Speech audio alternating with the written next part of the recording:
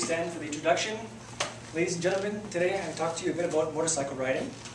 Before I get into actual riding, I want to talk a few words about safety. Unlike a car, a motorcycle doesn't have a steel cage to protect you, so you need to make sure you keep the highest levels of consideration when it comes to your equipment and your safety. The two things you want to cover, of course, is your head and your body. When it comes to your head, your helmet is your best layer of protection. You want to make sure that it's a DOT certified helmet, which is the Department of Transportation, and you want to make sure it's a full-faced helmet.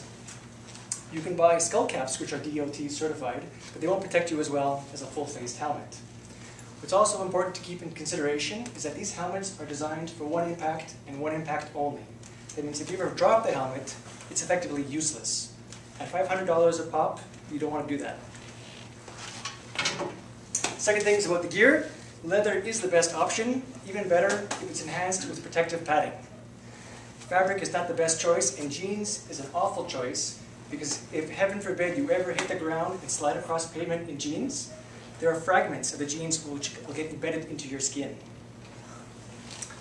When mounting a motorcycle, you want to mount from the left side, like a horse, medieval days, and you want to make sure that the motorcycle is designed for your height and weight. As you can see, this particular model is a bit small. Most motorcycles are a 6-gear manual transmission, which if you've ever driven a car before, it's a similar concept with a gear shift. So you have your accelerator here on the right, your clutch on the left, you got your gearbox on the left, and you have your horn. Some of the key differences between riding a motorcycle and riding or driving a car is when you're on a motorcycle, you want to pretend you're an invisible rat. And what I mean by that is that you need to be constantly aware of the people around you, because chances are they will not look at you or notice you. And if there's ever a case of emergency, you need to know where you can scurry off to, like a rat. Another key difference is the turning signal. On a motorcycle, you have to manually engage and disengage the turning signal. A car will automatically do that for you once you've completed the turn, but a motorcycle will not, which is why sometimes you'll see motorcycle riders going down the road with the turn signal always on.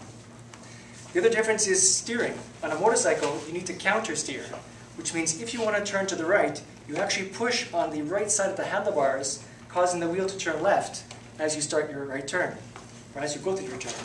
And same thing, when you turn left, you push on the left gear to turn your wheel right to turn left. The other difference is too, you need to lean into your turns. So if I'm turning left, I'm turning right, I turn this way, I lean to the right. And you want to make sure your head stays vertical. You don't want to tilt it sideways.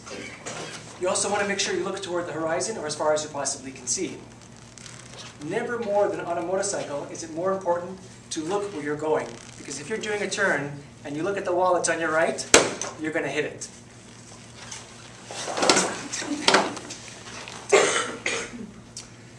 Let me tell you, riding a motorcycle is one of the most exhilarating experiences you can have.